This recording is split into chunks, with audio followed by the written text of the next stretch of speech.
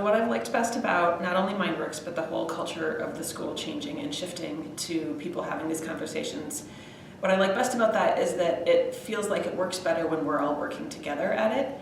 So a few years ago, I might have been trying to incorporate a few more study strategies or to have these conversations in a math classroom, but it felt like kids were sort of hearing it as yada, yada, yada when they just hear it from one teacher. And when all of us are talking about it and all of us are using the same language and they're getting it from all sides, then it feels like it starts to sink into them and seem more real, and they can see the connections of what they're hearing from one teacher to the next to the next. So that's been more powerful. The obvious place for us to start with in our MindWorks program was taking a look at teaching kids what a growth mindset is. And the part of a growth mindset that I have found the most applicable as far as my advisory conferences go, and then also working with my students in an English classroom, has been looking at how we take in feedback. So feedback is something that allows us to grow, and when you pair that with the concept of neuroplasticity, and kids know what that is, and then you pair that with the idea that getting feedback about things that aren't going so well, you need to also have strategies to improve that area in yourself. When we put all those things together, I have found that kids are a lot more open to feedback, and they're also more productive when they come in for help. When we can make it more explicit for them, when they can make it more explicit for themselves about what they need help on, and then how they're going to make that happen. The whole machine just starts to work in a way I hadn't seen before.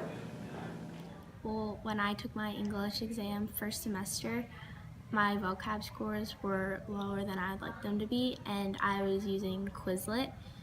And then I tried handwriting my own flashcards, and I found that worked better for me, and my scores improved, and it was a better strategy for me to use.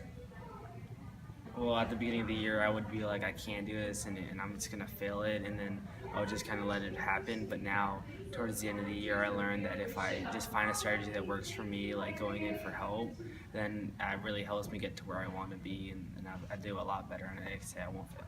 MindWorks is an amazing program that teaches very specific resilient skills, characteristics, and traits. So we get at growth mindset thinking, which is optimistic thinking. Not everybody comes into the world as an optimistic, open thinker, but the good news is we can teach those skills. So our MindWorks program definitely teaches that for students so that they can think about their learning, think about errors within their learning as opportunities, but then that thinking can transfer into other parts of life too that help them become productive citizens and well-adjusted citizens as well. I think it's really important that students understand how their brain works, but especially understand that they get to play a part in changing their brain's function. When you think of how empowering it is for students to know that if they do something, choose a strategy, and use a strategy, that they are going to be very likely to actually create neural pathways that form the very best habits for them with regard to learning, that improve their ability to do well in school, and that they are taking an active role in that. When students understand how their brain works, how learning works, and what strategies they can use, especially to leverage their strengths, they are much more likely to self-advocate. So they're more likely to talk to a teacher in a way that conveys not just a self-reflection and self-understanding, but a responsibility for their own learning. And by doing that, they're further empowered and they become collaborators with their teachers in the learning process.